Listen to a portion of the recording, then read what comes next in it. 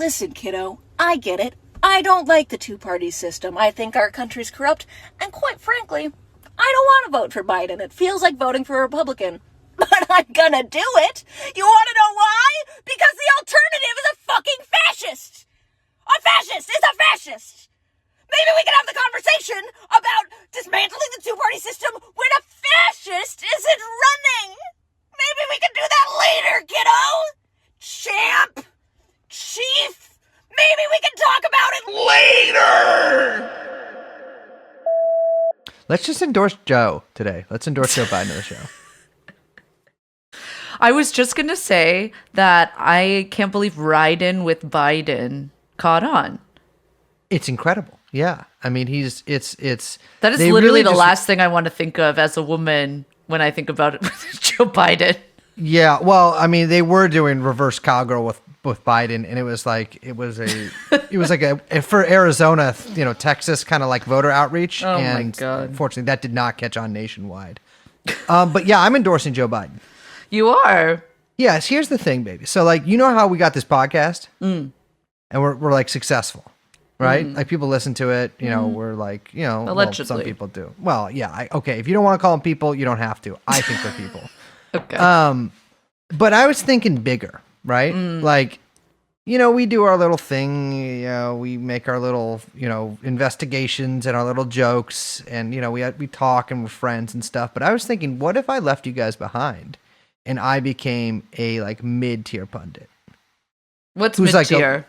I don't know, Vox, I think level, but here's the thing. So we're lower than Vox, you think?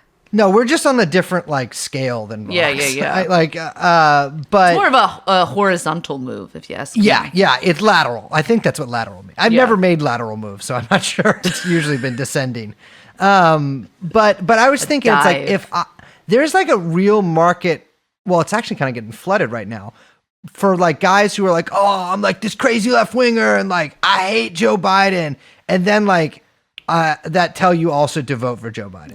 Like, I think that's like a pretty my favorite. Good. Do you know what's been my favorite actually is all the people who come out and that are like, I'm gonna vote for him, but I'm not gonna like it. Yeah, and it's like, who cares? No one's taking account of how you feel. Everyone's like, oh, fine, I'll vote for him, but just so you know, I'm going to grit my teeth through the whole thing and be so mad. It's like, who cares? No one cares. No one cares. You could be happy or you could be sad. And guess what? No one takes account of any of it. Not even the man upstairs, my friend. You don't even have to tell people. You can just go do it. You don't have to tell me. But you're telling me, and you're telling me for a reason. Yeah, it's because you're ashamed. It's ashamed. I think it's ashamed, but then it's also mixed with it's disciplinary. It's saying, well, I'm doing it, so. Exactly. Well, that's why they're telling it. That's why they're saying it out loud. Yeah. The thing is, though, I am doing it. Like, so imagine, my other favorite guy, like just before we go on, is the guys that were like, that really boosted the Tara Reid allegations for months and said that Joe Biden's a rapist and he should drop out and Bernie Sanders should be president. Yeah. And then when that didn't work, deleted all of their tweets about it, and then we're telling you to vote for Joe Biden. There's going to be fascism. Methinks you're just thinking of one jaunty fellow. Yes. No. There's a grip of these little cretins. But here's the thing. I see you doing this shit. If you think that I use the eye emoji for a reason. Everyone thinks that it's calling people, it's TrueAnon calling people pedophiles. Blah, blah. No, I see you, motherfucker. And I see all of you fucking frauds out there. Well, now I wrote in Hillary Clinton. You did? Yeah, I'm still with her. Jesus Christ, that's an incredible idea. I wrote in Mondale. Unfortunately, I was trying to do like a quirky, like hipster thing. Like, I'm retro. Unfortunately, I filled in a bunch of wrong bubbles and ended up voting for Joseph Goebbels. Jeffrey Epstein.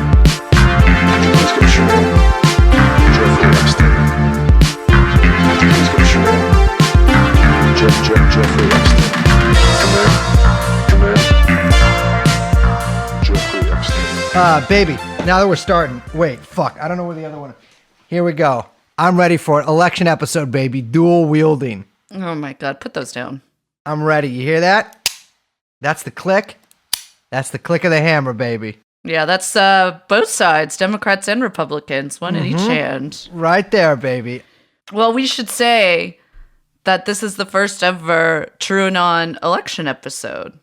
Mm-hmm. This is the first ever presidential election during the time that we've been making this podcast. Yes, yeah.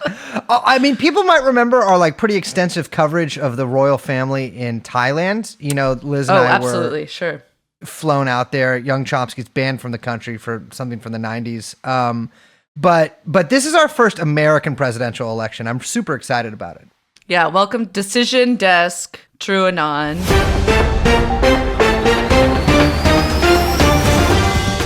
We're here.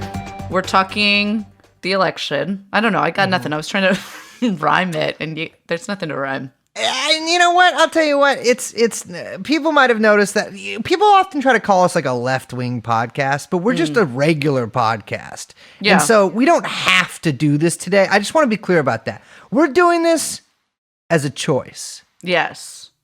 Our podcast, our choice. Yeah, exactly. Well, with that being said, we are a podcast. My name is Joe Biden's dead son, Beau Biden. I'm joined here by his dead wife. We can't do that. I'm Dr. Liz Biden. Yes. And of course, our producer, Hunter Biden, is joining us here today, live from what appears to be the Chateau Marmont in Los Angeles, California. But yeah, we did give the game away. We are doing an election show or election episode. And we should say that because this is TrueAnon, we're doing it a little bit different because we're not here to talk about the candidates, to talk about your other regular podcasts covering the election. You know what they do? The polls? They talk about the polls. You know what they talk about? They talk about the people running for president. Who care? I don't care. We don't care at TrueAnon. Who cares? What are you going to give me? I don't even know who's running for president. Here's the thing. We are talking about polls and we are talking about erections, but we're not talking about... What else do we got? We got putting little things into slots. Oh my God. We've got hidden things that shall never be revealed. Foot jobs. And of course, the Bidens. Yeah, okay. So we got a lot to talk about, but we got to start this off with to ease us into our conversation about the election and the stuff that they won't tell you that's going on with this election. We got to talk about Hunter Biden, don't we? Yes, we do. You know, I was talking to a friend of mine the other day and just asked, you know, what did you think of the Hunter Biden pictures? Like those are pretty funny, right? I mean, that's incredible that someone would film themselves and photograph themselves doing those kind of things. And she said to me, I don't know what the hell you're talking about. Yeah, no one seems to have seen these, except for you and me, because you keep sending them to me. I have sent the Eminem one several times to Liz, sometimes very late at night. Yeah, please stop doing that. Well, we don't have HR. This is why we didn't hire HR. Yeah, okay. But no, so for people that don't know, because that's kind of the bigger story about this is that most people don't know is that a bunch of Hunter Biden's text messages and emails were leaked to some outlets in the press, and we're going to get into details with that. But as Brace mentioned, literally no one really knows about this, which is part of the more interesting aspect of the story that we also want to get into.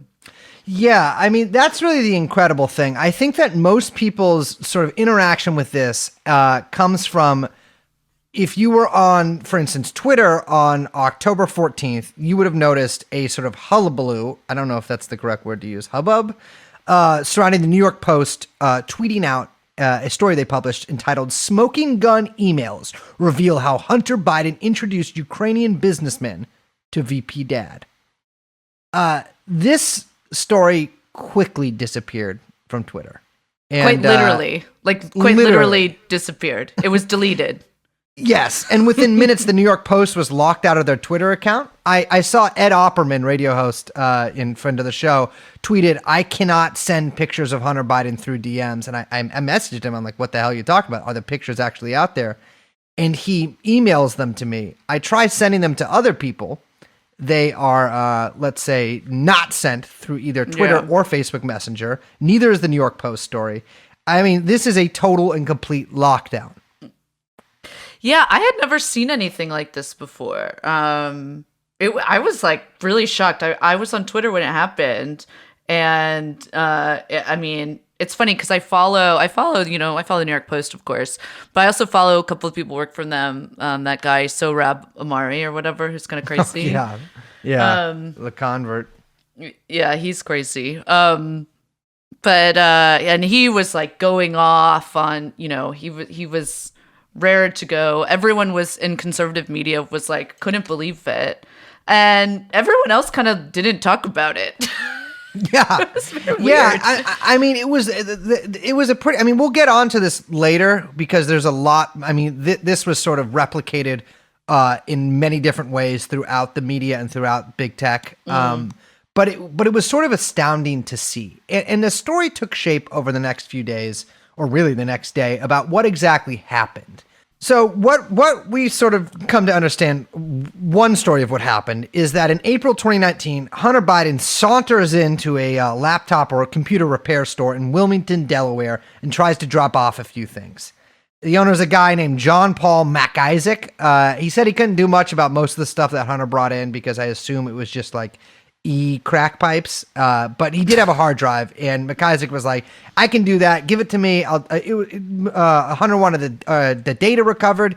MacIsaac said it would be $85. It'll be ready in 2 weeks. Hunter's like, "Bam, perfect." Leaves, never pays the bill, never picks it up. I mean, who among us?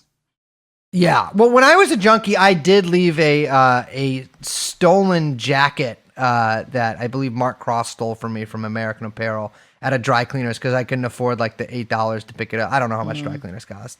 Hunter has plenty of money, as we'll also get into. Yes. What's weird is that then MacIsaac says that like he noticed just quote unquote disturbing items on the hard drive, and he calls the FBI. That's what he says. Yeah. Right. Yeah, but he also, the thing is, okay, maybe the FBI has the hard drive, but Rudy Giuliani also has the hard drive. Yeah. No, which leads me to believe that something's going on here. So I'm pretty sure the FBI did confirm that it had the laptop, but it's unclear exactly how and why Giuliani has it. And it sounds like it's not just Giuliani that has it. No, from my research and baby, I have looked. Me and Liz have been very busy in the past little while. From my research, it appears that it's not just like a story of Rudy Giuliani fucking up another leak. It is a story that encompasses everything from multiple Chinese billionaires to the Falun Gong to Steve Bannon arrested on a yacht. There are and many also people involved. High-tech military technology. Yes. Fighter jets, Burisma. Foot jobs, crack cocaine, M&Ms on a dick, several pictures of a penis being measured by that sort of measuring tape that like young Chomsky uses. The messiest bedroom you've ever seen. Horrible bedroom. Horrible. What is going on with that? Smoking crack while driving. Yeah. And U.S.-backed coups in Eastern Europe. Yes. So welcome everyone to the TrueAnon election special. Yes, because, baby, this is not just... Here's the thing. I think when a lot of people saw this fucking story, they were just like, oh, it's a fucking October surprise. You know, it's the Republicans trying to bounce out with something and take Biden down. Right. But his emails, etc. Exactly. It's literally the same precise exact playbook as 2016, right? But it's a lot more than that. Yeah, this story is much weirder and much deeper. And, we kind of laid out some buzzwords there, and we're going to try and touch on all of them. I think that in order to really kind of like back up for a second, I want to try it and like give some people the like TLDR about Hunter Biden and his like shady business dealings, because there's a lot of like weird reporting around it, and it's kind of hard to piece together like what's going on here, what this has to do with the emails, if it does have to do with the emails or anything like that. We should say that like that company, Burisma, the Ukrainian gas company that has come up, people have probably, even if they don't know anything about this story, they probably heard a little bit of that name, right? We should say that like that was in the news in 2014. Like there has been a lot of reporting pre this election cycle with Hunter's ties to Burisma and questioning Joe Biden and his role, both official and unofficial, as kind of like, you know, the Ukrainian kind of touchstone for the U.S. For the Obama administration. So like a lot of that stuff isn't new. I just kind of want to like make that clear. Because I do think that there's a lot of people that they hear any of these kind of words and they think like, disinformation, fake news. Like you said, October surprise, not going to listen, not going to hear it. Call Snopes, call fact checkers, ding, ding, ding. And it's like, no. They say it's fake from the get-go. Yeah. And like, no, that's not true. Yeah. Okay. So I'm going to see if I can break this down just like briefly, because, like we said, this is a bit of a complicated story, but a very I think it's interesting. Yeah, absolutely. So this story is a bit more complicated than than pretty much anyone in the media is reporting. But I do want to give a shout out to Matt Taibbi, who's done some actually really good in-depth reporting on his Substack about this, trying to kind of piece together from his senses, like what's kind of going on, and you know, with his knowledge of kind of Ukrainian and Russian oligarchs, who feature quite prominently in this story. They absolutely do. Yeah, and Mark Ames in 2014 also did some great reporting. And additional shout out to Michael Hudson from UMKC, who was all over this in 2014 as well. So some people have heard Hunter Biden received a salary of around $600,000 annually from Burisma. There was also rumors that they transferred about $150,000 monthly to Rosemont Seneca Partners, remember that name, which is a company that belonged to Hunter Biden, Devin Archer, and Christopher Hines. Who are these whack jobs, baby? So, well, you know Hunter Biden. He is the son of Joe Biden, the man you voted for president. The prodigious son. Yes. Christopher Hines is the son of Teresa Hines Carey, the name I love to say. We love that. That goes better together than ketchup and mustard, baby. We love the Heinz-Carey combination, don't we? Little throwback there. So he's the stepson of John Kerry, the former Secretary of State. Remember that John Kerry was Secretary of State under Reporting Obama. for duty, sweetheart. Devin Archer is Christopher Hines' best buddy / college roommate. So that's kind of this little trio that we're talking about. And there was an investigation over the relationship between Christopher Hines and specifically Hunter Biden that was, and Burisma, excuse me, that was launched by the prosecutor general's office in Ukraine at the time.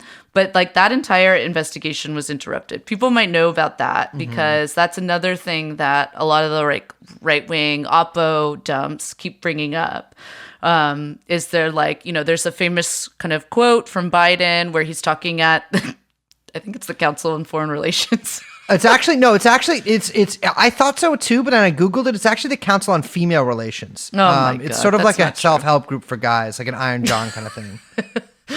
Where he's trying to teach them how to go their own way. Yeah. He's like, we did. Well, so Joe Biden is the guy who taught me Primal Scream. You know that I do that before and after every episode. Oh my God. And so that's kind of like the sort of thing he was at. Yeah.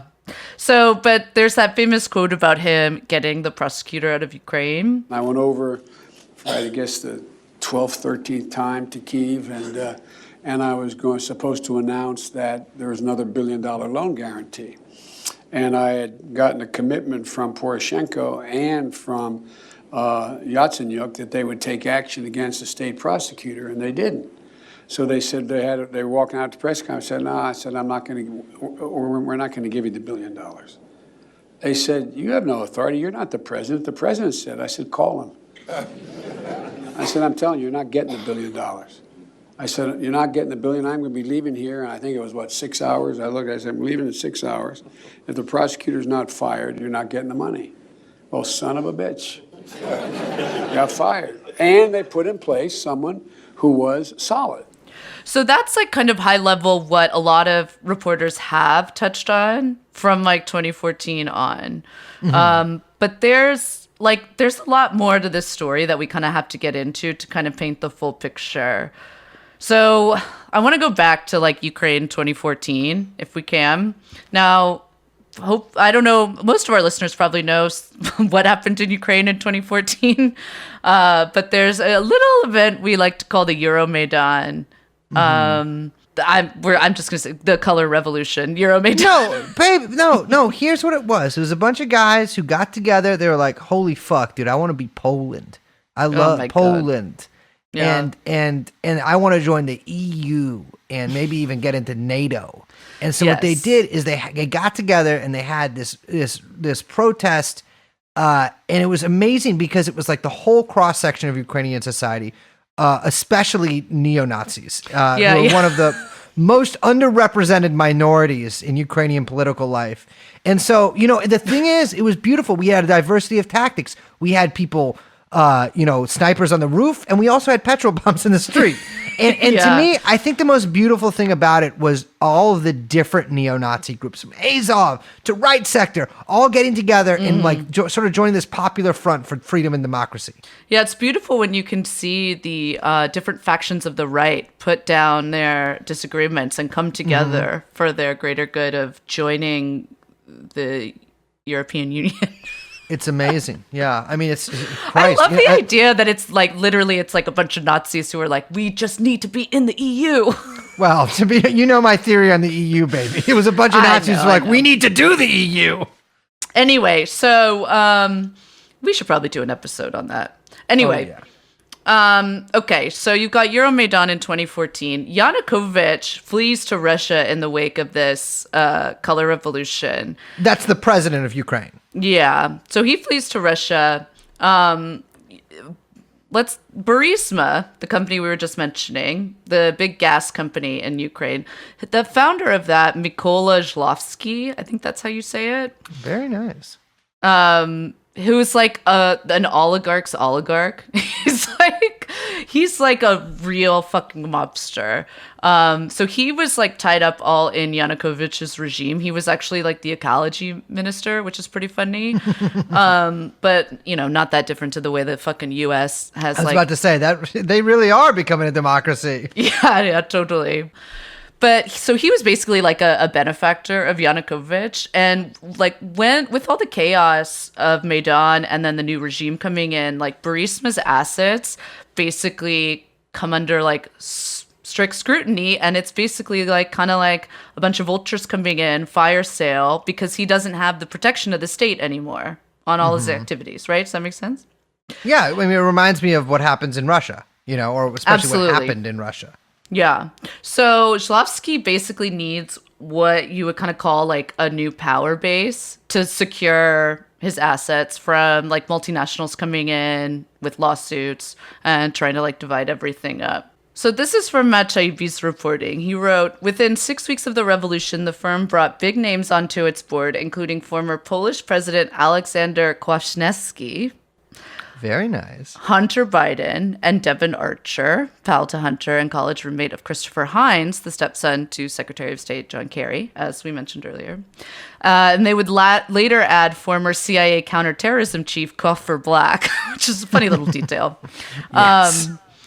And Taibbi goes on describing Burisma that basically a mob enterprise gearing up to defend itself against multinational lawsuits and seizure orders. They had to hire a decorative cover including an ex-president of Poland, the son of a sitting U.S. vice president, and a close family friend and business partner of the son of the American Secretary of State. Not exactly subtle and far beyond nepotism. So what it looks like to me here is that this company, formerly close to the former regime, is now sort of lost in dark waters and needs to build itself a raft. And that raft it builds out of big names so that multinationals will be a little afraid to take them on, because you're not just taking on this sort of mafia company. I mean, you are, but you're also taking on a mafia company that's connected to the son of the American vice president, the former Polish president. And so this is a pretty smart move on their part. Yeah, absolutely. And it's like very blatant. Like it's not even, I think I like that Tybee says it's not subtle because it's a real big, it's kind of a big dick move, a little bit, right? Yeah, and as Tybee says, he says, the Burisma board deals were a protection scheme funded with stolen money and designed to scare off commercial rivals and would-be regulators alike. Archer and Hunter Biden, even if they never did a minute of work for Burisma, were being paid to provide a criminal enterprise with the appearance of American protection. So exactly like what you said. And that's, I think that's the thing, is that like it wasn't exactly the way the right kind like was trying at some point. They've pretty much dropped all the Ukraine stuff, which we'll get into. But the way they were trying to like play it up to everyone was that like this was a big deal that Hunter was using to then connect to, you know, Joe Biden to oligarchs in Ukraine, blah, blah, blah, blah, blah. I think it's a little less clear cut. That I think the thing that people don't understand about this, the way the kind of these like deals work in the world, is that like it doesn't have to be explicit. Influence doesn't really work that way. Like no one's like, dang, we need to get introduced to Joe Biden. Like the son's already there. That's soft influence. Do you know what I'm saying? Like no, absolutely, yeah. It's people. The way, like what you were saying, the right sort of tried to portray this as Hunter Biden was being paid a bribe by Burisma in order for Burisma to get access to Joe Biden to get more favorable deals. Now, obviously not out of the realm of possibility. But it does look like the real purpose of Burisma hiring Hunter Biden was to insulate Burisma from outside, like you said, vultures. And I think in the case of the prosecutor that gets fired, that might be, I mean, certainly Joe Biden was not going around to other countries and getting them to fire prosecutors. Right. Yeah, I do think that, I mean, my suspicion with them firing the prosecutor, which by the way, like that happened and is totally crazy. And again, we'll get into this later in the show, but like it's totally insane the way that people are just like whitewashing that. Someone told me when I asked that question online, someone was like, well, it's not just the US that wanted him gone, like the EU and the IMF wanted him gone too. I'm like, all right. I think that people think, I'm sure, listen, there is no doubt in my mind that this prosecutor was corrupt, right? Like I've been to Ukraine. I have a lot of friends in Ukraine. If the fucking like chief prosecutor there was not corrupt, I would eat my own shit, and I will never do that. You know, it's. I think the thing we run into in this story a lot, in a lot of this Hunter Biden stuff, is that one side is doing something bad, and so the other side has to have at least a little bit of innocence or goodness to them. But no, basically nobody that we're talking about today is a good person. Well, no, it's also just like, you know, just because like you say, just because we're pointing to the thing that's bad doesn't automatically then mean the other flip side of it is good. Yeah. There could be multiple bad actors doing multiple bad things at once. Like there's no, I don't understand this like black, white kind of, and by the way, when I say bad, I don't mean in like a moralizing sense, like you're being a bad person. I mean like, you know, doing shady fucking business deals. You know, doing the stuff that their position incentivizes them to do, by the way. But, you know, my point about the prosecutor, I just want to get back to that really quick. Is like, you know, like that happened and he admitted that. And now my suspicion is that it's not because there's some smoking gun connection, but because they just didn't want any heat of looking into shadiness with Hunter Biden, which would look bad on Joe and Obama. I mean, that's like really my suspicion. Yeah, I mean, that would absolutely be an embarrassment to the U.S. if the vice president's son was implicated in a mafia company in Ukraine. Absolutely. Yeah, absolutely. I mean, are you out of your fucking mind? After the U.S. just helped throw a fucking neo-Nazi revolution. You know?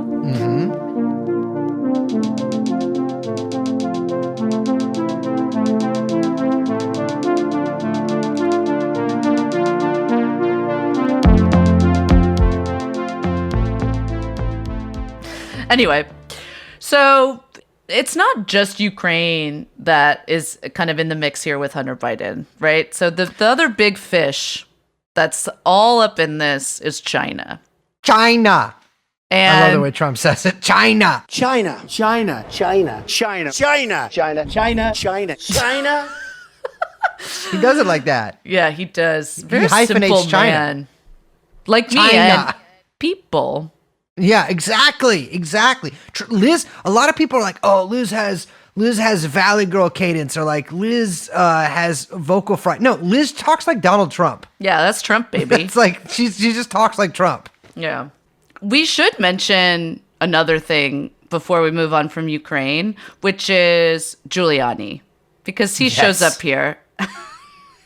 Well, I'm sure most of our listeners remember when... Actually, you know what? I'm not sure that you remember this, because whoever thinks about this. But remember when Trump got impeached?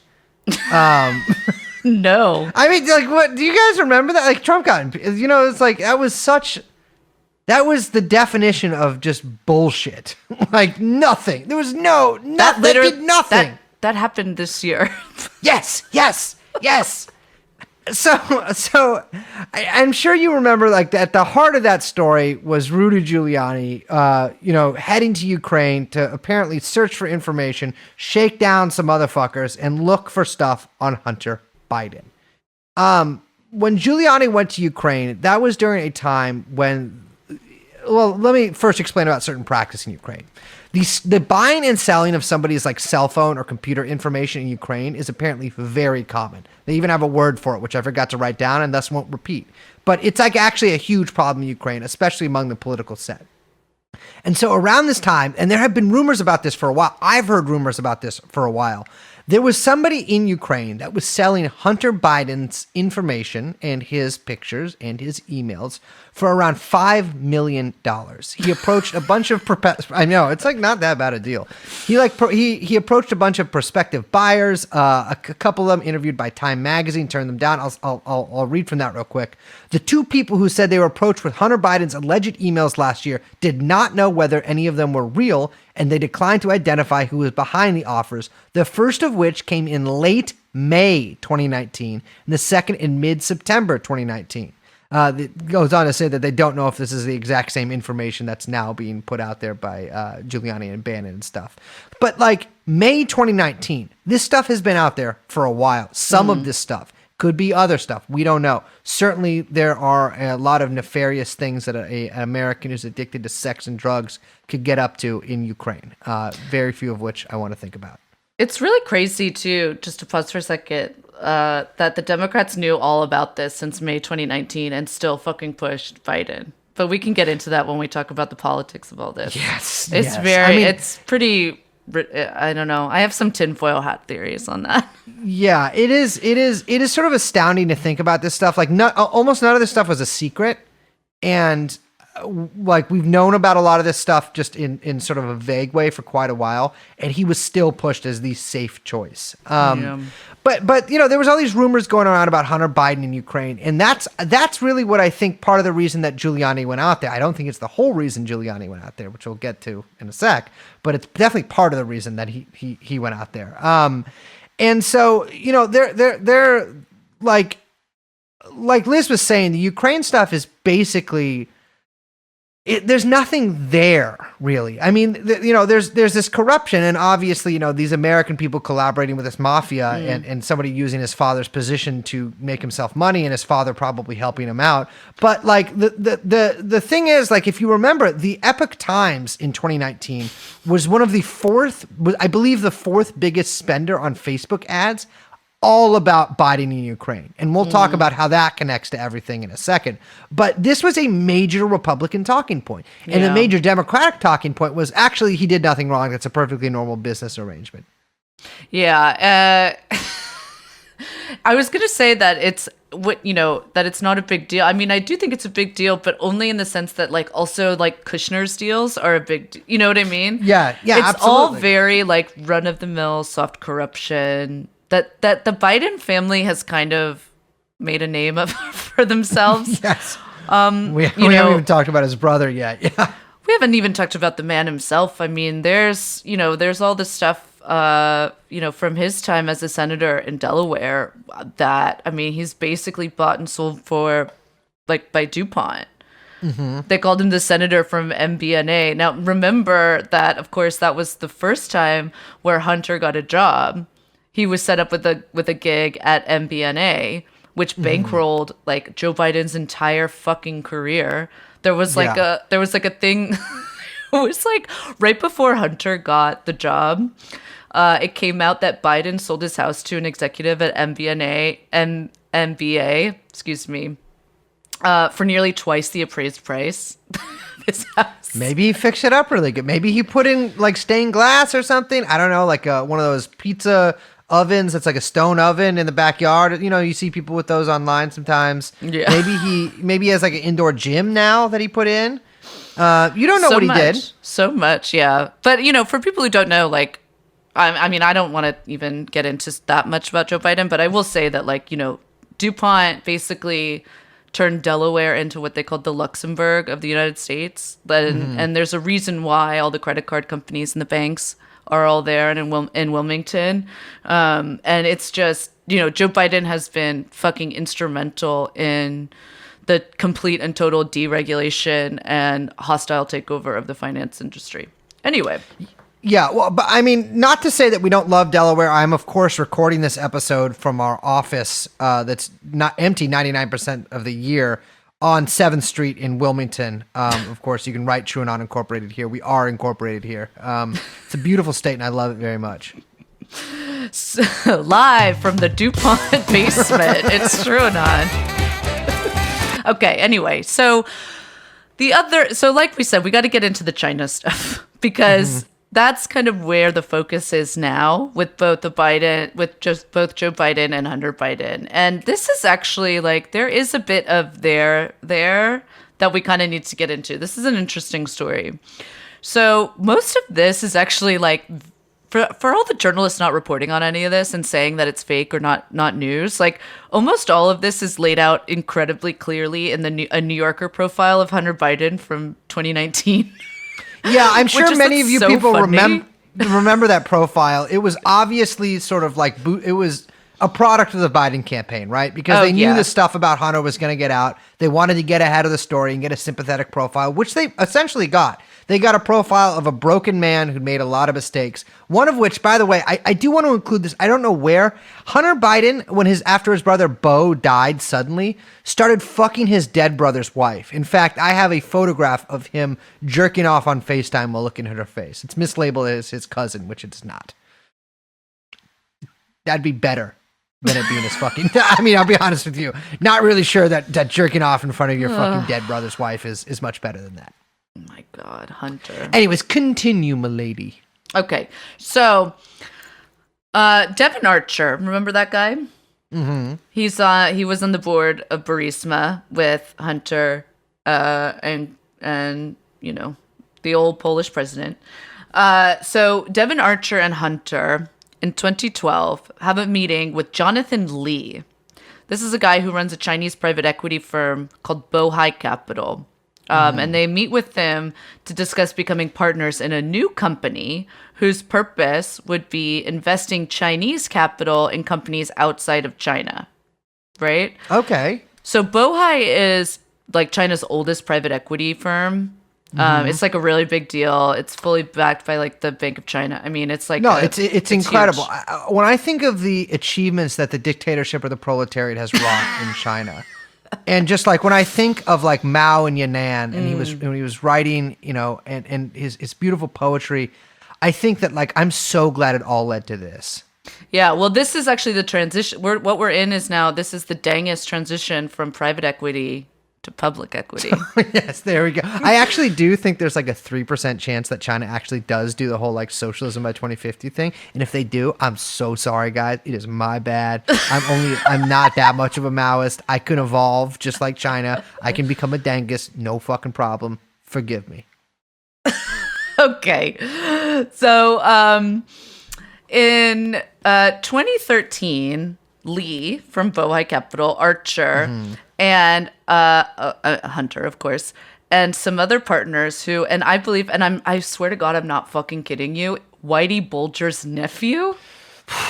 That is only one. All right, so that is only one of the weird people. We also have the Reverend Sun Ki Moon's son also involved in this story, but I don't know if we have enough time to get into that. But go on. There's a lot in here. Okay, I'm trying to give you guys the there's so much more to get into. Maybe we'll include some links, some reading people can do. Anyway, so they create a fund, these guys, that they name BHR Partners.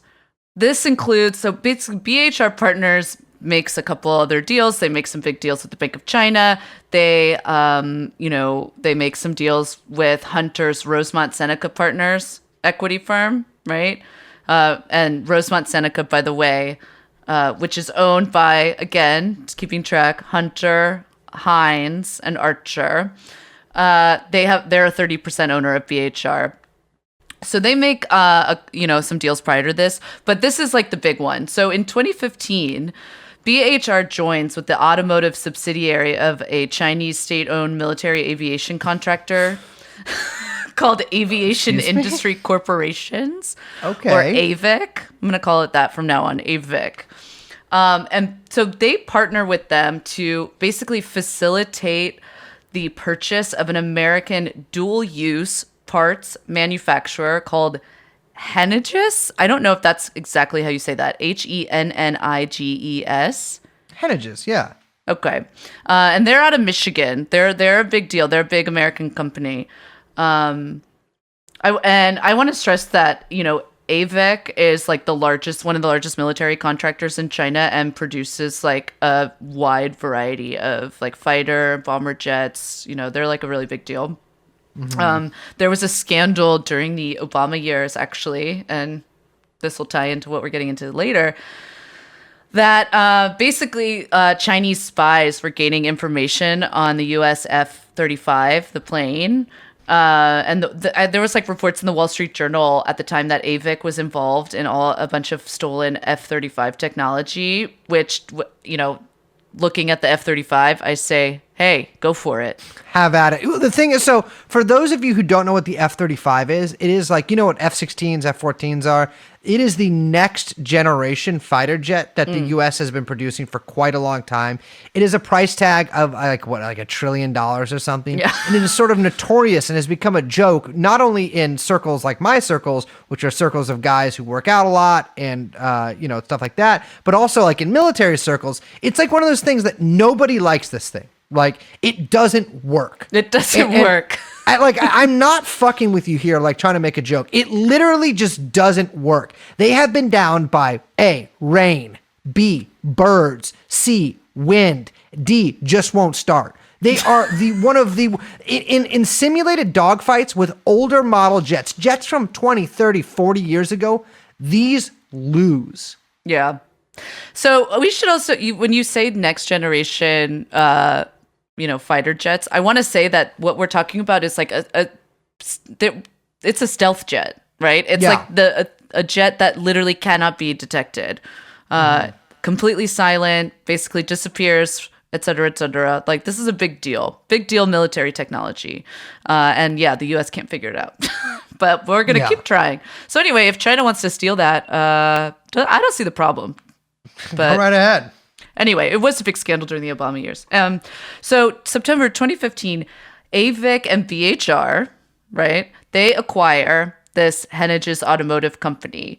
This is, again, they're like, big automotive and aerospace company, but specifically, they're the world's leading designer and manufacturer of anti-vibration technology. Now, what would need anti-vibration technology? I could certainly think of a few women that... No, okay. Okay, won't say that. I knew you were going to do that. Yeah, well, I'm sorry. I really didn't... I'll just, to be clear, I didn't want to say that. It was like a reflex. I would say possibly a next generation fighter jet would need anti-vibration technology. You would be correct. So this deal was valued at around $600 million, and it was a joint acquisition between AVIC and BHR, but because of the nature of the company, it needed federal approval. And so I'm going to throw out an alleged here, which we haven't done in a while, but I'm going to say it's alleged that that's why they partnered with BHR because, if you recall, not only is BHR owned by Hunter Biden, at this time the son of the current vice president, but it's also staffed by the stepson of the current Secretary of State. So what appears to me to be happening here is essentially the same thing that happened with Burisma, which is that these people sold their proximity to power, traded on their names, and became not only, in this case, more than the shield that they were to Burisma, but it actually were able to what's that famous quote about that guy in the Sproul Plaza in Berkeley? They'll throw my body upon the machine. They themselves threw their body upon the machine, but their bodies were made of lubricant, particularly the kind that you pour on feet in a really crummy hotel room while you smoke crack. And so they lubed this machine that got them over this deal together. Absolutely. Yeah. So it's basically alleged that they expedited the federal approval of this deal, which is why that deal happened. Mm-hmm. So I want to there's more to that specific deal. But I do want to say that actually China, the story of Burisma and Ukraine and the story with Hunter Biden and China actually have more to do with one another than just kind of what Brace laid out. Mm-hmm. So let's fast forward to 2019, okay? Yep, I'm here. Wow, it's great. No coronavirus. I'm going to throw out a company called Motorsic. Okay. I'm just going to call it imagine this company makes really fucking cool big rigs that Sikh guys drive. Yeah. And they have like the murals on the side. You ever seen those? They're pretty cool. Yeah. Really sick motors. Yes. Or they make cool motorcycles. Yeah. Yeah. So it's spelled motor as in motor and Sikh as in SICH. Mm-hmm. Now, this is a Ukrainian manufacturer of airplanes and helicopters, and it's actually one of the oldest in the Eastern Bloc and like the largest in the world. Mm-hmm. One of the largest in the world. It inherited like a ton of Soviet engine manufacturing capabilities, technology, research, intellectual property, etc. Soviets were pretty good at making helicopters at certain points. Yeah, so it's actually a really big deal in like aerospace aviation manufacturing. Mm-hmm. In 2019, same year, China basically becomes Ukraine's biggest and largest like main trading partner. The deals between the Chinese and the Ukrainians are quite vast, we'll say. Yeah. There's a lot going on there. And around this time, Ukraine stopped Motorsic from producing technology for Russian jets because, if you might recall, there's a little bit of a problem in a region called Crimea between the Russians and the Ukrainians. Those are not Russians there, dude. Remember when people were trying to say that? No, those are not Ukrainians there, dude. You can just say that they're Russians. Like, I don't know what to tell you. Yeah. Well, though, yeah. I don't want to. No comment on this episode. No comment. Maybe but I did have a guy DM me being like, hey, like, I want to go fight for the DNR. And I was like, yeah, I would maybe just take like a safari or something. Like, I don't think it's I'm not sure that you really want to go there. But so I should say that like Russian contracts accounted for about 80% of Motorsic's production. So when Ukraine like banned them from doing that, they were like in a serious bind and losing all this, they were losing money. So who but the Chinese should step in, right? The Chinese show up and they're like, hey, don't worry about it. I'm going to buy a majority share. I'm going to buy a majority share of your company. Not only that, but we're going to open a second production facility in China. We're expanding? We're expanding, baby. What a fucking deal. Let's take it. Huge deal. Huge deal. So the question is, why would the Chinese be interested in this company, Motorsic? Again, something to do with the dictatorship of the proletariat. I don't know. Oh, wait. Aerospace manufacturing. Trying to keep up with America with the F-35. Wait. Is China developing a next-gen fighter jet, Liz? That is correct. Now, the U.S. Get the fuck out of here! Yeah, the U.S. and China are currently in basically an arms race between the F-35 and the Chinese version, which is called the J-20. Well, one of them is called the J-20. I've heard that Canada is also developing one called the G-8. No. But the J-20 is actually pretty serious.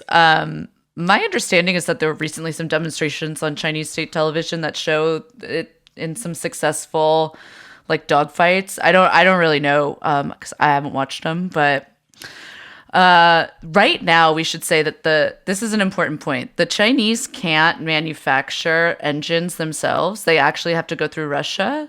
So if they were to then open a manufacturing facility in China through this company, this Ukrainian company, which, by the way, is one of the world's largest and best and oldest manufacturers, they would no longer have to rely on Russia to make fighter jets. That would also enable them to sell these fighter jets to basically whoever they wanted without Russia's approval.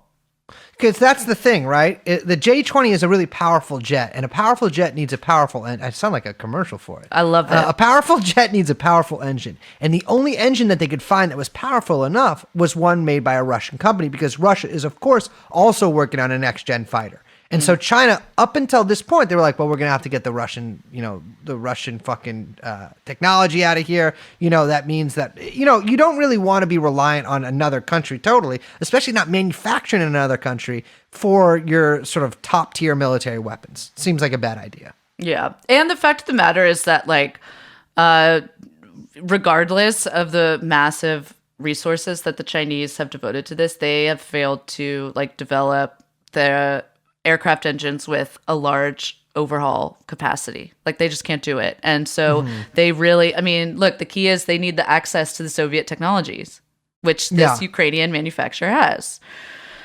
Okay. I hope that everyone's with us, because now enter a company called Skyryzen. I love the Elder Scrolls Skyryzen. Yeah. I'm a Skyryzenist. Yes. No, so the Skyryzen Aviation is a Beijing company, and they're the ones that come in to make a bid to acquire a 56% stake in Motorsic, right? And like I said, this includes building a facility in China for production, access to IP, etc. Skyryzen is a subsidiary of the Aero Engine Corporation of China, AECC, whose majority shareholder is AVIC. No. Yes! The company Hunter Biden's equity firm BHR partnered with to secure the anti-vibration technology. Incredible! For the J-20. Okay. I'm picking up what you're putting down. All right, so it goes on. So basically, the U.S. gets wind of what the Chinese are trying to do, and they're like, sorry, don't think so. Sorry, guys. No. Not going to happen. So in August of 2019, last year, John Bolton makes a trip to Ukraine. Now, some people might remember this because this was actually a big to-do, particularly in #resistance media.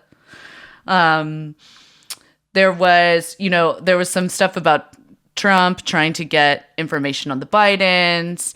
John Bolton was over there. And at the time, like, Bolton basically warns that allowing China to have such a large stake in the aerospace company in Motorsic would come with great risk to Ukrainian security and sovereignty.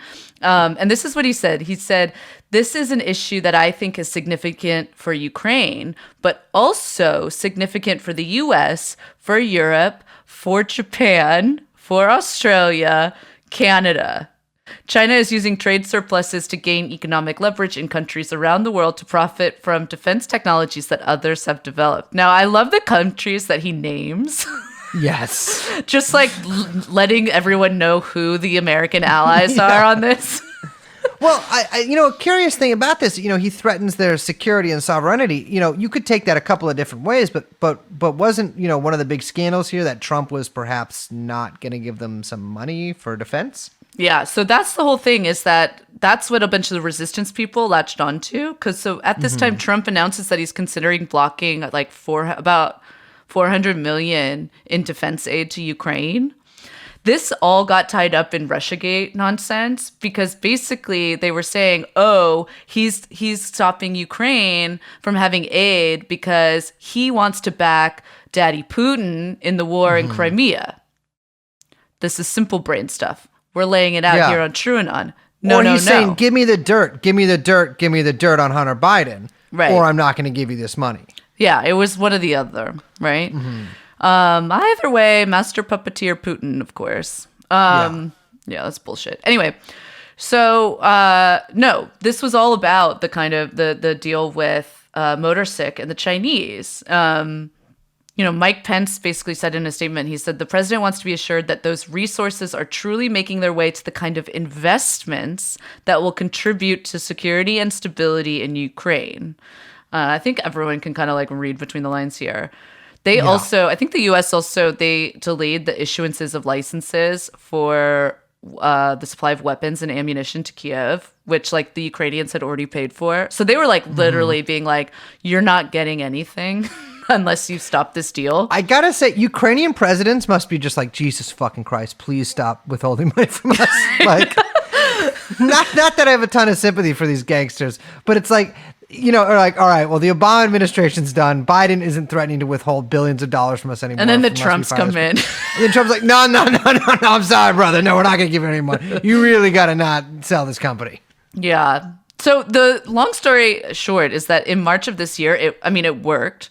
So the I love this, the Ukrainian Anti-Monopoly Commission. It's like, Matt Stoller is over there consulting Ukrainians. Yeah, he's actually revered as some sort of primitive god there. Yeah, they announced a ban on the sale of Motorsick to Sky Ryzen, and this BuzzFeed actually reported on this, and they said they had an anonymous official that literally said that the decision was made by Zelensky himself after taking into account geopolitical issues associated with the Chinese and direct pressure from the U.S. And there's like a quote, and it says, the U.S. is telling us, let's see how you handle the deal with Motorsick first. Which is like, okay. Oh, it's like, a little on the nose. Yeah, it's like pretty obvious. So basically, like, there is actually a story here that's very wild and crazy. And it's like Hunter Biden is in the middle of an arms race between the U.S. and China over what, military next technology. Generation fighter technology. Yeah, that they're using the Ukrainians in as like kind of a proxy, almost as like a site for a proxy financial war. And Hunter Biden is just like caught in the fucking middle. That's the thing is, I fucking despise it when you hear some of the dumbest motherfuckers in the world be like, oh, Trump is actually like, there was that whole thing in 2016, Trump is the peace candidate, or like, Trump is a nationalist. He doesn't care about this foreign stuff, he doesn't start any new wars or anything. It's like, if you've learned anything from 20th century history, is that wars are not only fought with bullets, but they're also fought with money. Yeah. And that's exactly what happened here. Trump is waging a proxy war, just like the Obama administration, in Ukraine over China. I don't know what else you want to call that. Well, I want to mention one thing, which is that Sky Ryzen announced just a couple of weeks ago that they're renewing their bid for Motorsick. So the Chinese aren't laying down. And, we'll see what happens there. I'm interested to see what happens there.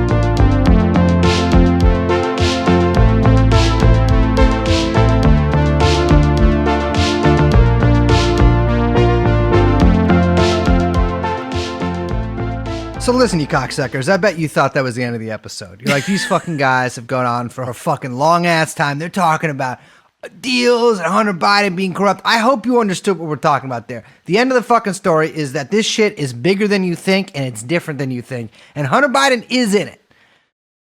But that's not the end of the story. No, we got some more to get into.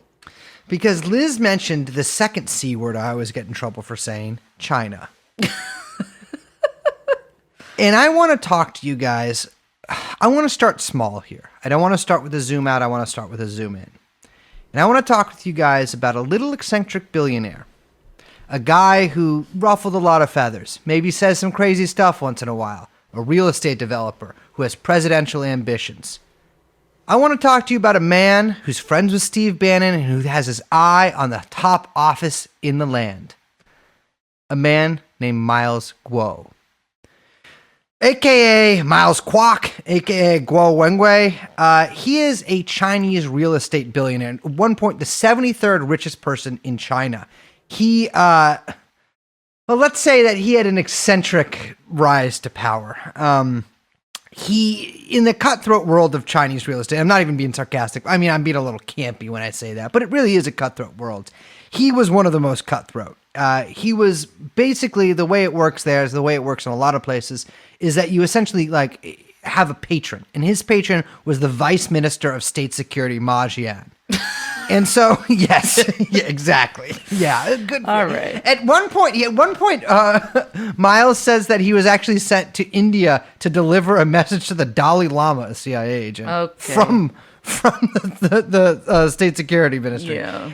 Pretty weird stuff. That's like hazing for agents. Yes. He just sends you out there to a mountain. That's his night march. Yeah, and it just says, the note just says, "Don't give me a ride home." Yeah.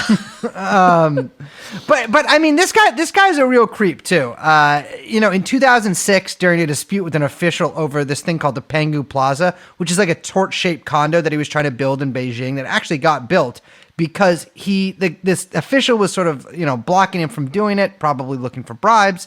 And so he tricked the guy into making a sex tape with a woman who was not his wife, and then handed that to the guy's superiors. The guy was fired and imprisoned, and of course the condos got built. The guy made a killing on the 2008 Beijing Olympics. I mean, he really fucking skyrocketed there. Unfortunately, evil authoritarian Xi Jinping did one of the most fucked up things that you can do, or at least a guy like me thinks that you can do. He did an anti-corruption campaign. I don't really want to talk about it. This shit really triggers me because, I take a lot of money from a lot of different people for a lot of different reasons. And it's just like, this is just nightmare shit for me. But Ma Jian was arrested authoritarianly by Xi Jinping and his one of his friends, Miles, sees that and he's like, I got to get out of here. Also, I'm being charged with rape in a separate charge, and so I should probably leave the country anyways, too. Wait. So you're saying he flees the country? He flees the country, yes. Yeah. He's facing millions of dollars in bribes, rape charges, kidnapping charges, all of which, by the way, I do not think are like invented in a show trial style, because he's also being investigated for rape in America. So that's like the suicide of charges. Like, when you go and you get from the soda machine every flavor. Yeah. Mm-hmm.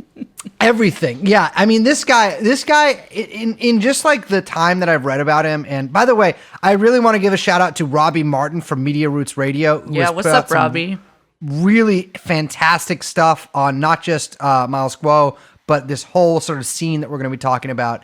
Because when Miles Guo gets to America, by the way, he was a member of the Communist Party of China, a workers' party, until 2016, when he fled to America. He was kicked out of the party, and he ensconced himself in a $67 million penthouse in New York, throws his arms back on the couch cushions, probably commits sexual assault, and becomes a resident whistleblower dissident. God, this is like the oldest trick in the book, by the way. They did the same shit with the fucking Soviets. Yeah, like if I gotta hear any more about, Soviet dissidents coming over here and selling their sad stories, man. I mean, that's what this guy does, because he styles himself as a whistleblower and as a dissident. But the thing is, he was actually pretty close to pretty upper echelons of the party in China. He doesn't really have any dirt on them. I mean, he goes on YouTube quite often and tells these really tall tales about corruption and sex and drugs and the upper echelons of the party there.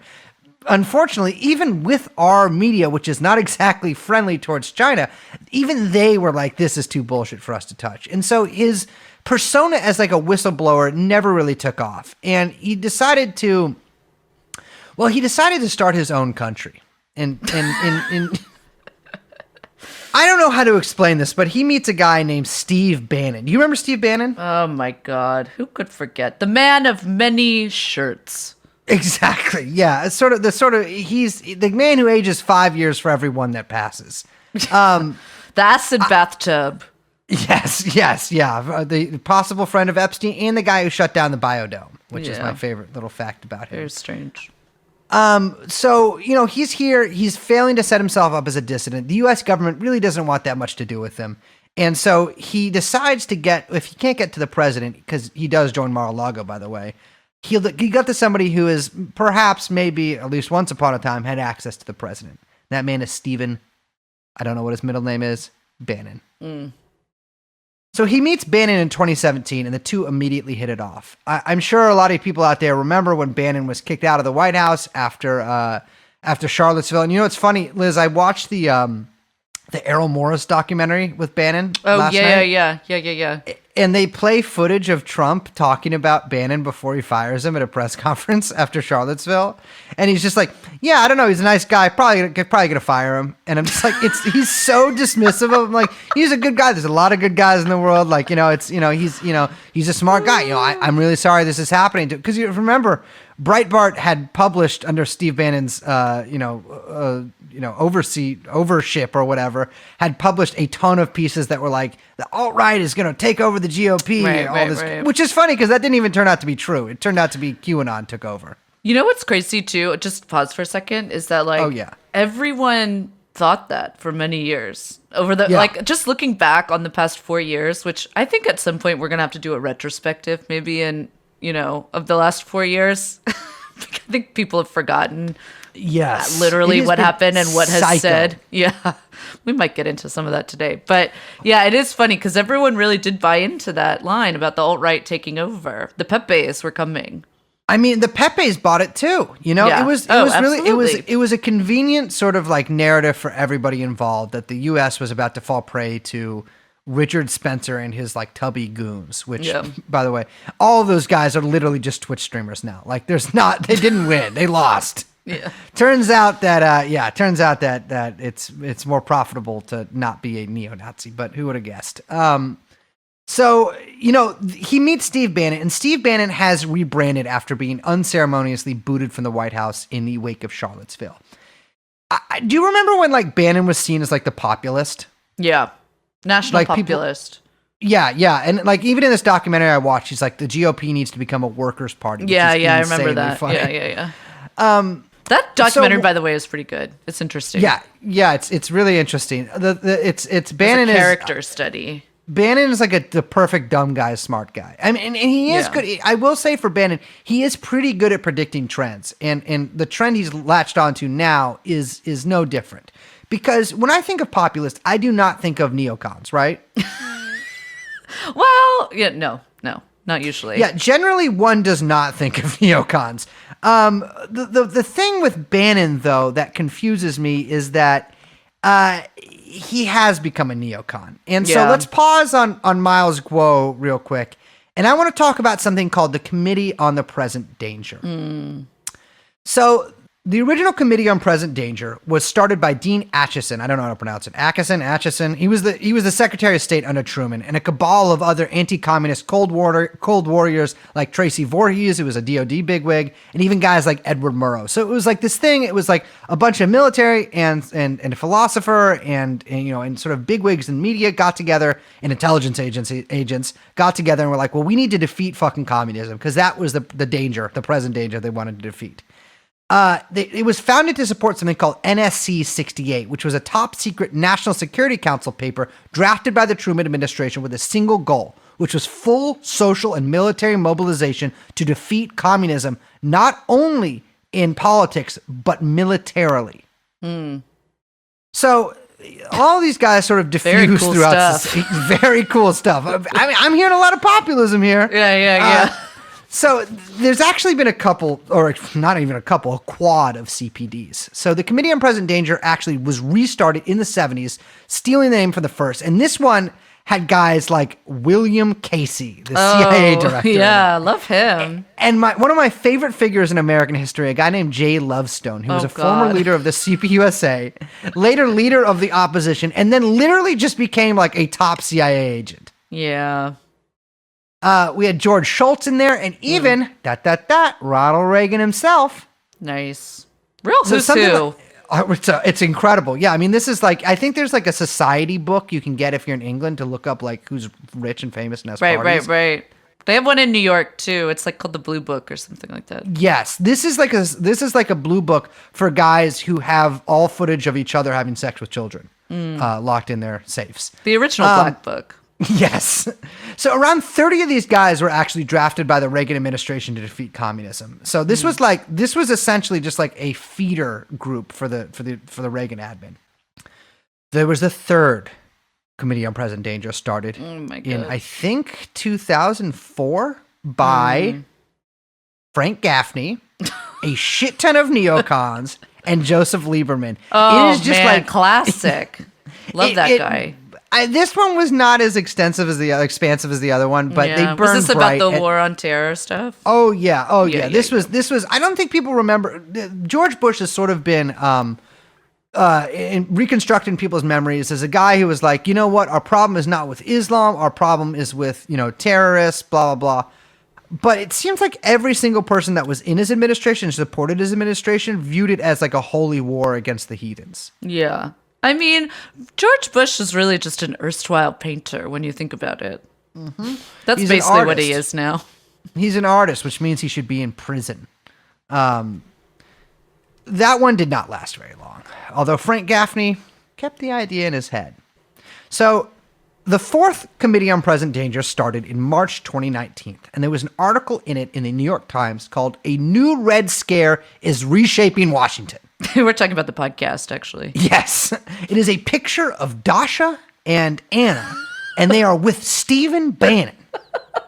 No, the picture, it's a picture of me and Dasha, and I'm holding a knife to her, an SS flag. No. So the picture at the top is just of Stephen Bannon. The first paragraph says, in a ballroom across from the Capitol building, an unlikely group of military hawks, populist crusaders, Chinese Muslim freedom fighters, and followers of the Falun Gong have been meeting, that's the Epic Times for you, have been meeting to warn anyone who will listen that China poses an existential threat to the USA that will not end until the Communist Party is overthrown. Well, we're recording this on Halloween, and so I gotta say, that sounds pretty spooky to me. That's the thing. I don't want to pause for too long right here. I just want to say something that in the course of my research about this and in talking to Robbie and talking to Liz is I believe that there is actually an entirely new spider network forming that is connected to the last. It is compromised of some of the worst, most vicious motherfuckers in the world. And yes, that includes the Falun Gong, who are not just some like corny little weirdo cult group, but actually a well-funded, essentially feeder group for intelligence agencies. So this started in the midst of the trade war with China, and there's another paragraph I do want to read here. American intelligence agencies have also ratcheted up efforts to combat Chinese espionage, particularly at universities, I don't know if you guys remember that, and research institutions. Officials from the FBI and the NSC, the National Security Council, have been dispatched to Ivy League universities to warn administrators to be vigilant against Chinese students who may be gathering technological secrets from the laboratories to pass to Beijing. Well, to be fair, they'd made some arrests. Do you remember? We reported on that. Yeah. I don't want to say reported. What are you talking about? We talked about that. We pundited on it. Yeah. That's awful. We gabbed about it over lattes, big mugs, big cozy mugs. Back when we were talking about COVID in like January or whatever. Remember there was a couple of arrests there was one at Harvard, and there's a couple other universities where professors were arrested and are being investigated for their ties to the CCP. Well, remember they closed down the Houston embassy. Yeah.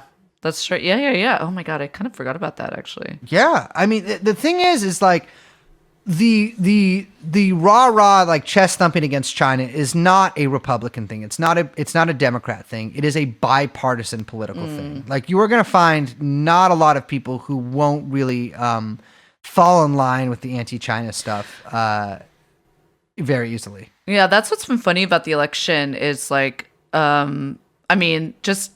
Before we keep going with this, with Steve Bannon, Trump and his team have been trying to like tie Biden to China and all this like stuff, like with the Hunter Biden stuff that we just laid out, right? But it like doesn't work because Biden is also a China hawk. Yes. Like, yeah, exactly. They're both just like trying to out hawk each other on China. Like they both are just like, Trump will be like, oh, he's compromised, China collusion, whatever, Sleepy Joe in bed with the Chinese. And Biden's like, I hate the Chinese. It's like, yeah, what are you talking about?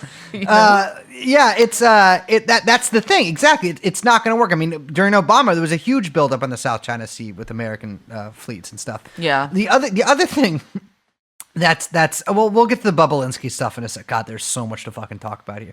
I want to tell you listeners, I have done nothing in the past 4 days but read about this. There is a lot to this subject.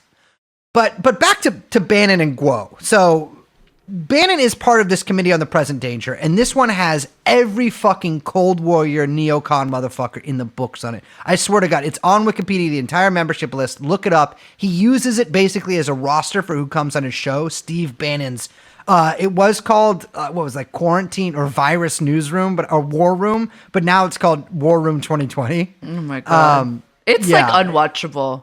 Awful. It's god awful. To our listeners, please watch it because Brace sent me a clip like a couple days ago, and it was just like immediately Bannon's face, and I was like, oh my God, it's awful. Shocking. He doesn't look good.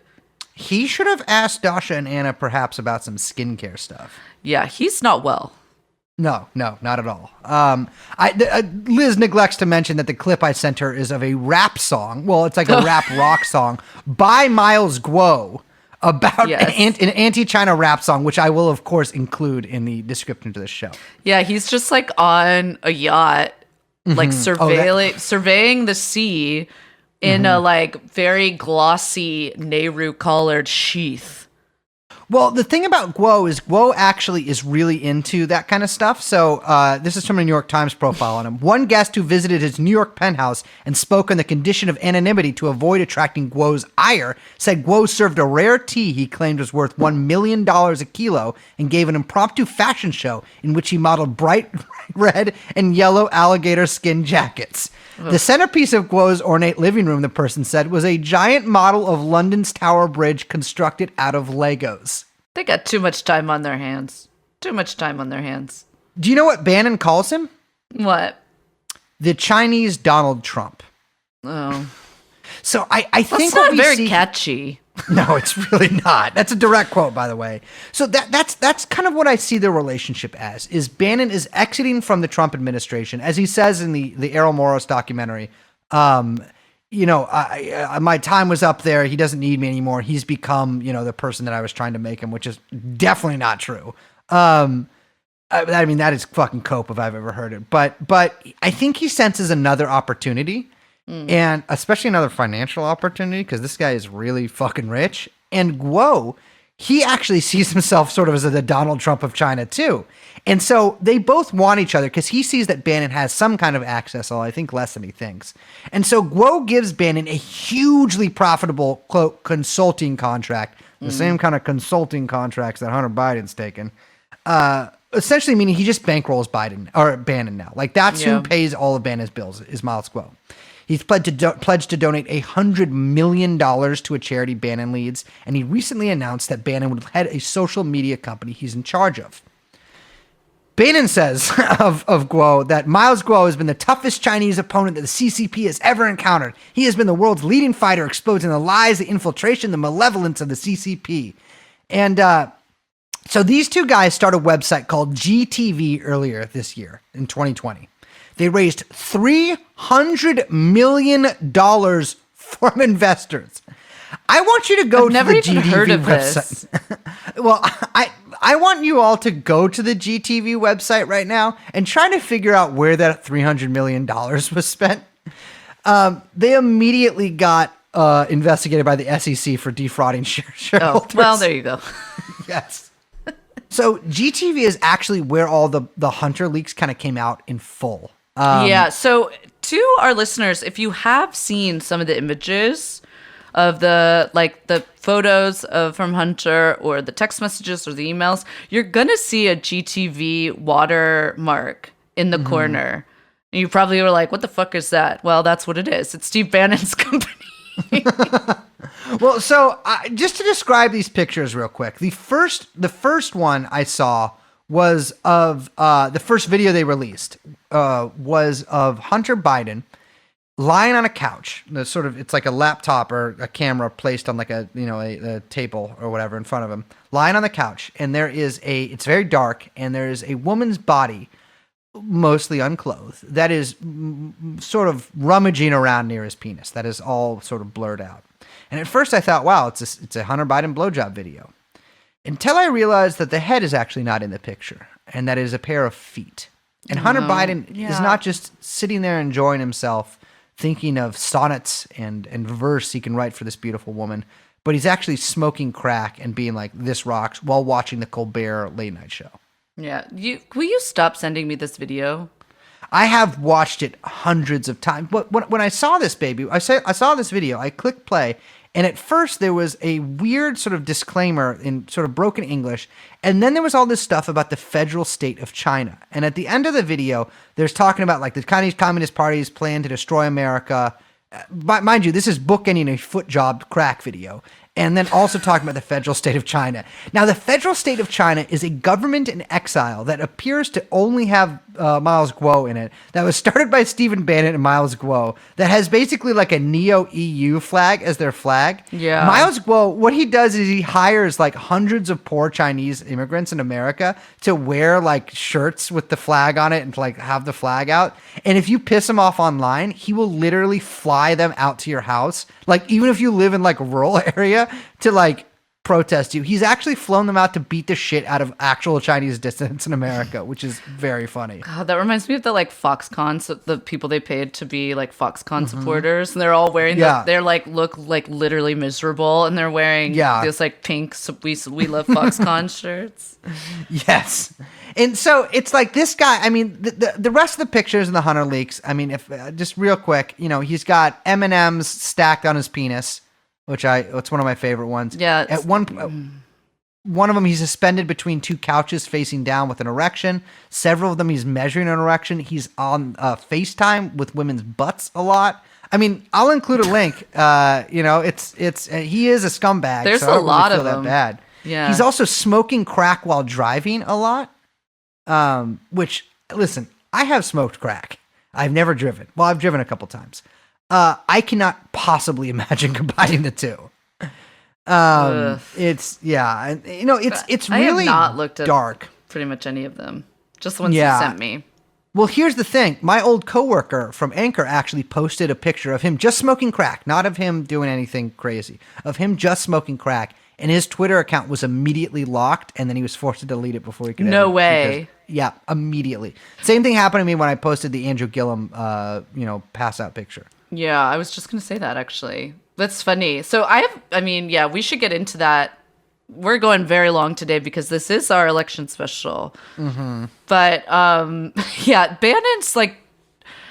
Bannon's Chinese commune is like a very strange project that he's trying to build, and it's weird because all of this is coming from him, right? That's why we're bringing this up, and this relationship with China is central to this Hunter Biden fiasco, and really what is like determining all these weird October surprises in this election. Yeah, I mean that's the thing. Is like there's another Chinese connection I want to get into real quick that sort of connects also with the Bannon thing. Is that a few months ago, something called Typhoon Investigations posted a Hunter Biden dossier to Intelligence Quarterly, run by a guy named Albert Marco, just a website that seems rather sketchy.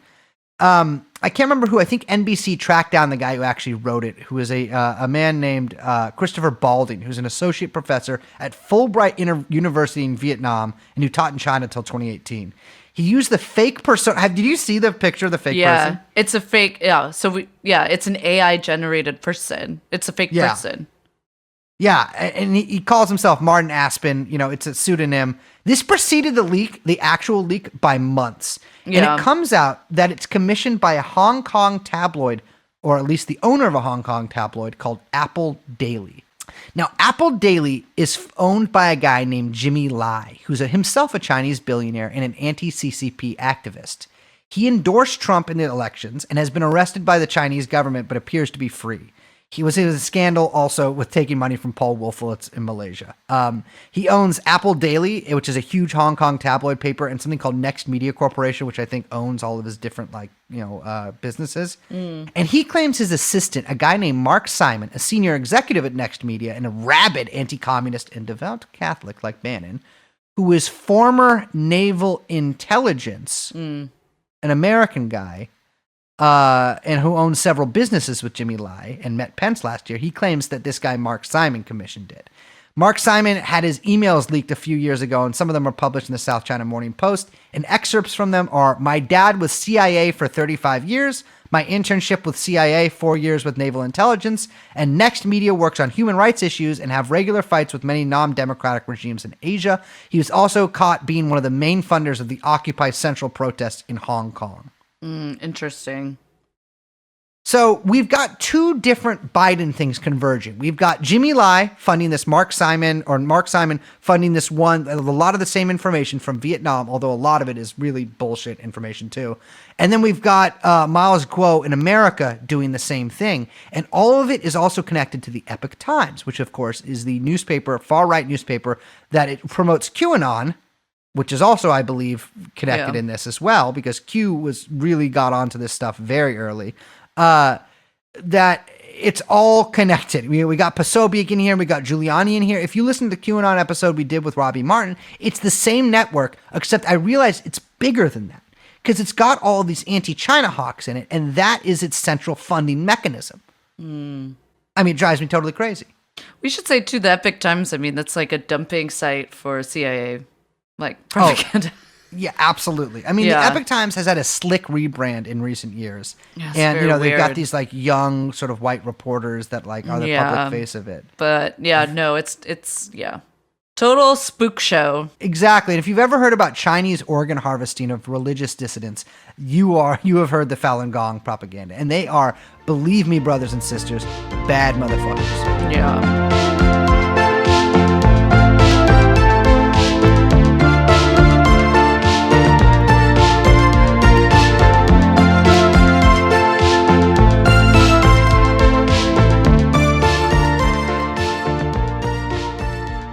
So, there's a lot. We just went over a lot. Mm-hmm. And we're going to have to do a full episode of Miles someday. Yeah, there's more to get into, but I do want to say that, okay, we've gone almost an hour and a half talking about all of these ancillary stories related to Hunter Biden. And funny enough, no one in the media has. No one. No one is talking about this. And in fact, people are being admonished for attempting to talk about it.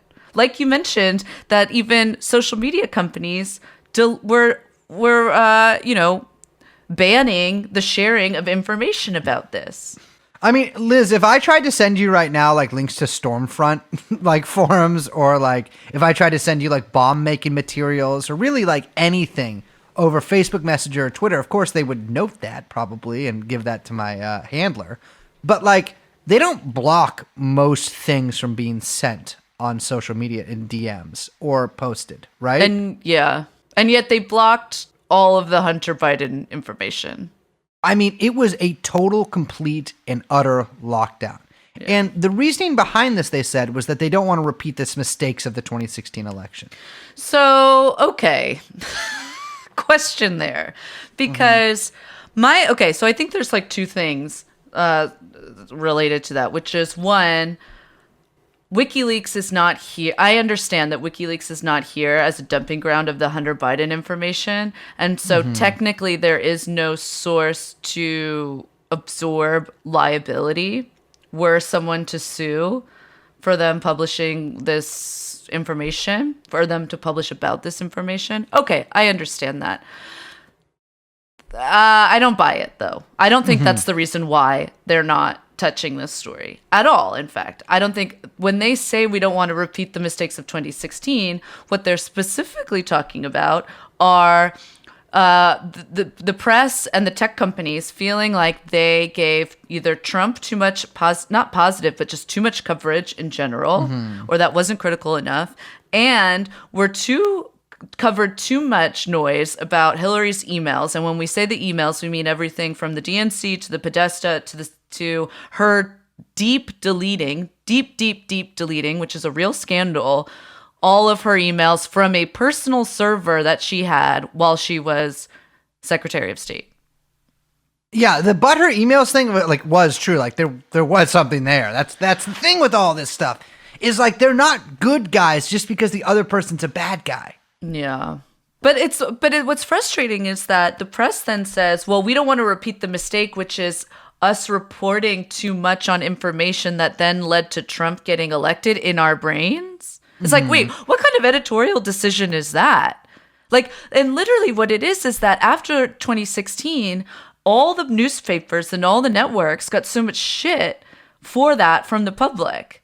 Oh, you're complicit. Oh, you're that. Oh, you're this. And they don't want that fucking heat anymore. They don't want anyone to be able to point to them in the event that Trump wins and say, oh, it's because you covered X, Y, and Z. Oh, it's because you gave air to fucking Giuliani and Steve Bannon and Hunter Biden's emails, even though, as we laid out in this very episode, there's a fucking story here. There's multiple stories here. They didn't touch any, they didn't do any of that. Like, I mean, I can't even believe it. To me, it's so wild because, like, at the very base level, I mean, there's a few things that are true about this. One of them is that I think even if Joe Biden was implicated in this, which, by the way, I hate Joe Biden. Like, I think Joe Biden should be in prison. Yeah, he's a fucking war criminal. He's disgusting. Outside of a couple sort of like oblique references that could be interpreted in a bad way, which, I'm very open to, there is nothing concrete here to nail Biden on. There's nothing concrete. Even there's one reference to him as the big man in terms of handing some money to somebody. And because this story was so squelched, Trump actually deployed that during the last debate. He calls Biden. He's like, well, something big man. And like nobody got it because nobody's read these. Yeah, no one's seen any of it. And the other thing, too, with the tech companies is they're under the same fucking pressure, but it's like a little bit different because, if you remember 2016, Facebook particularly got so much shit for, there was the Cambridge Analytica stuff, which, by the way, this was also not very covered by the press. The Cambridge Analytica quote unquote scandal is fake. That was all fake. There was the company in the UK went into all of it and was like, oh, there's nothing here actually that did anything. So that was another fucking fake news media that you fell for, by the way. Anyway, but so Facebook, they got all that heat from, fake news sharing and Trump getting too much, and people, believing all this bad news stuff about, Clinton and the Clinton Foundation and Pizzagate and whatever, as if that was like responsible. And the tech companies, they don't want anyone to be able to point a finger at them because they know that means regulation, government oversight, people looking into them. And they don't want any of that shit. So what does Twitter do? What does Facebook do? They just block all access to all information. And you know what? The liberal media doesn't give a shit. No, not at all. In fact, it was almost ridiculed. Like if you brought this stuff up, and I will say even people on the left got mad at me for bringing this stuff up. Oh my God, me too. The thing is, like, there is literally a story here. And unless you have a loyalty to fucking Joe Biden, you should look into it. Because what we've laid out here is different than what Rudy and fucking Bannon's version of what's going on here is bullshit because they're bullshitters. But there is information here.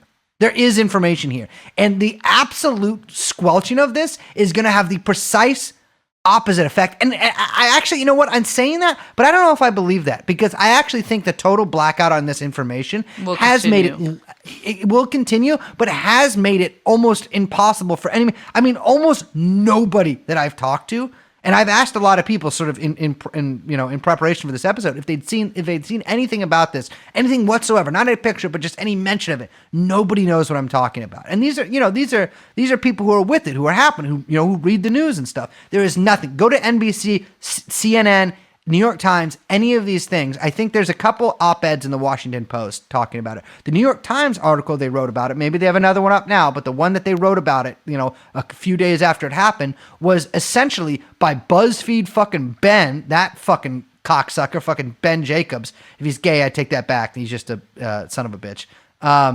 But it's this motherfucker is patting himself on the back for not taking this story. And it's like this sort of navel-gazing sort of reflection on being in the media. Well, guess what, motherfucker? You're the American media. You are part of the fucking government. I fucking hate you too. Just like I hate the whole fucking government. The whole thing, it just drives me absolutely psycho because there is imagine if Donald Trump Jr., that fucking piece of shit, was caught getting his dick jerked off by a pair of feet while smoking crack. Wouldn't you think that would make the news, Liz? Yeah. I mean, it's come on. Insane. I mean, fucking look, Glenn Greenwald quit The Intercept. Yeah, I want to say something about that, which is like, I can't believe the reaction that I saw from people on, like, journalist people on Twitter to that. I mean, I guess I should believe it because, our listeners know that neither of us have anything good to say about that industry. But, it's what people's reaction, it's very clear what happened and the disagreement between Greenwald and the higher-ups at The Intercept and his editor and editor-in-chief was a political one.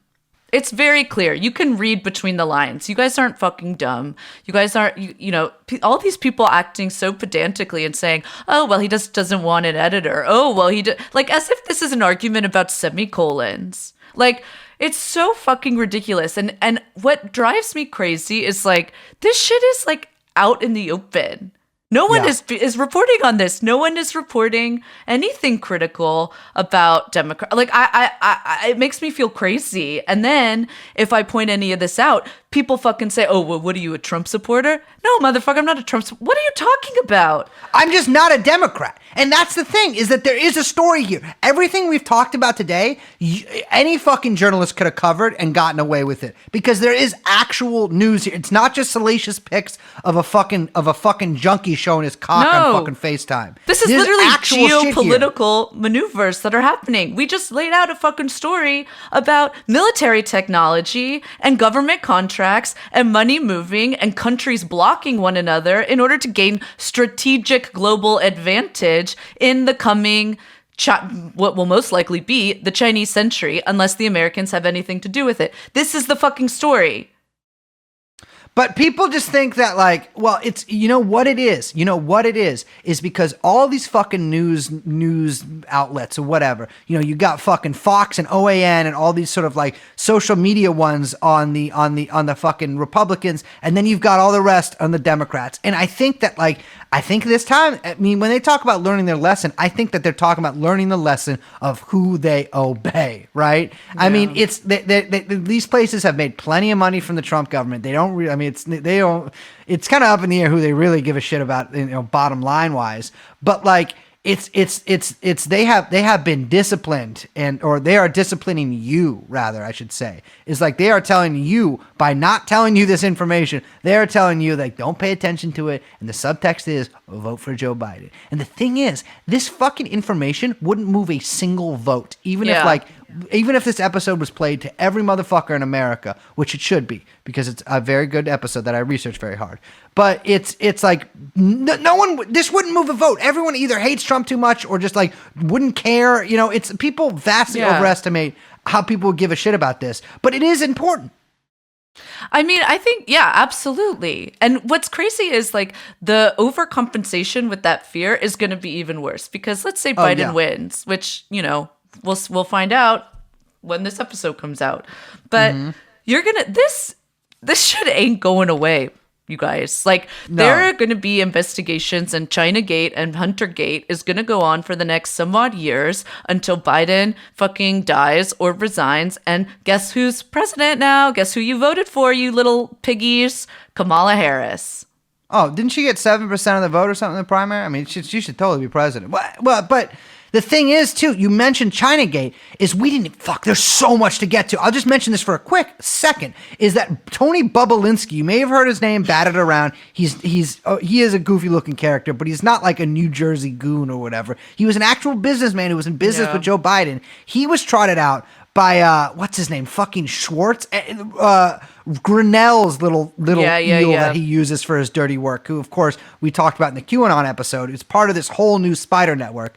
And you know, this guy trots out fucking Bubalinsky, puts him right on Tucker. And by the way, with Tucker too, people talk about him in the same way they talk about Bannon. Like, oh, he's this populist. He doesn't, no foreign wars or whatever. He has a fucking episode, or not an episode. He's like a recurring segment called like The Threat from China. All right. Yeah. All of these motherfuckers are invested in this China shit, are invested in drumming up the fucking, the goddamn drums of war. Anyways, he fucking gets Bubalinsky on there and he leads him with this question. It's like, do you think that this like implicates Joe Biden? And Bubalinsky says the words that I knew he would fucking say is he says, Joe Biden is compromised. And you know what? When I hear that, I hear fucking years more of Russiagate, but for China. Chinagate will make Russiagate, because China's a lot bigger country than Russia. They will have a lot more material to work with. And I'm telling you, if you are buying into that fucking bullshit too, you're out of your fucking mind.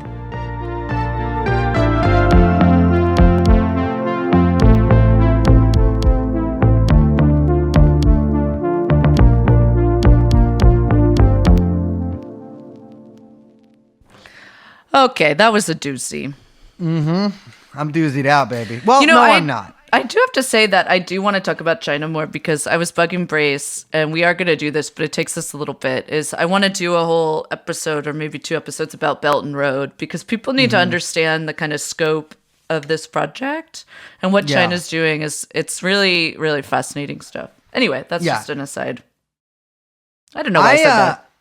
Well, no, I like to tease them. We have been talking about that a lot. Yeah, I like to peek behind the curtain. Yeah. Well, like you were saying, baby, I mean, by the time this episode is out, the election, well, no, I don't think the election will have happened, but the election is happening soon. And I just want to say that, first of all, I don't know if I said this earlier, I was just thinking this, but we are not a like left-wing podcast. Like, we are a podcast made by people who maybe with political opinions or whatever, but we are just we are a deep investigatory podcast. We are unlicensed private investigators. And I want to say something here, is because I've seen a lot of people who've told me for years and years, oh, you got to be a radical. You got to be, Medicare for all, fuck the system, fuck the police, abolish the police. And then when Joe Biden becomes the fucking candidate, the nominee, is, oh, I hate this guy.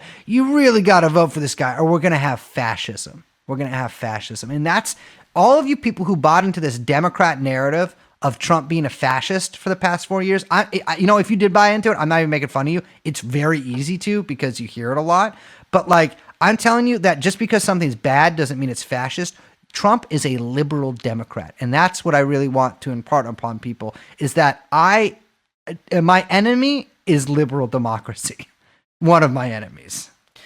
Yeah, I mean, we were joking about this at the beginning of the show, but the entire, like, I'm going to hold my nose and vote for Biden kind of attitude, or as if, like, oh, you think I like Biden? I fucking hate Biden. Of course I fucking hate Biden. I'm going to really hate voting for him. It's like, what? I can't. First of all, that is like the most definitional cuck shit I've ever heard in my life. Why do you care about voting so much? Why do you care about voting for Joe Biden? I do not understand. Like, I'm sorry. I really do not understand it. And maybe it's because I haven't voted for a Democrat in over 10 years. I don't know. But like, I don't get it at all. And I don't understand why any of you feel obliged to do so. Like, I'm sorry, Joe Biden is a fucking war criminal and a piece of shit. Like, I don't understand how, and it's like, maybe people are young and they don't know, but like it's Joe Biden. It's Joe fucking Biden. Like That's all what's so these crazy. It's Joe Biden. fucking motherfuckers who are like every Iraq, everyone involved in Iraq needs to go to The Hague. All these war criminals, blah blah. Motherfucker, who do you think Joe Biden is? Yes, exactly. He was on the fucking Senate floor on the dais preaching the good word of the fucking U.S. state in invading Iraq. It would not have happened without him. Wish some Puerto Rican nationalists had come in right then. I mean, I'm serious. And it's like seeing that shit like AOC fucking Twitch gaming for Biden. Don't fall for it. Stay woke, people. That shit is disgusting. It's Joe fucking Biden. He's a fucking monster. That man is never getting any. I would never. It would take. Look, I'm not here to vote shame because I don't actually care that much, to be honest. And I think people vote for things for a lot of reasons. And I think that I'm sure someone could. Whatever. I don't care about vote shaming. I don't care. But it would take a fucking gun to my head to vote for that man. And I have no problem saying that to the however many hundreds of thousands of people listening to this right now. And neither should you. I'm technically pointing a gun at Liz's head. Oh my God. Yeah, I mean, that's the thing. Is like, if you are a Democrat, then, I mean, cool. I mean, be a Democrat. If you're a Republican, nothing I can do to fucking stop you. But if you claim to be, a communist or one of these kind of radicals that listen to the podcast, I'm telling you right here and now, you got to stand up for yourself. And I'm just telling you, baby, it's like, you can't mystify what's going on here. It's like the United States as a liberal democracy has done all the damage it has done. It has never been a fascist country. It is a capitalist democracy. And once you realize that that's actually our enemy, because I'll tell you right now, baby, things are going to get a lot weirder in the next 4 years. I think, I don't know. I think Biden's probably going to win. He might not, but it looks like he's gonna.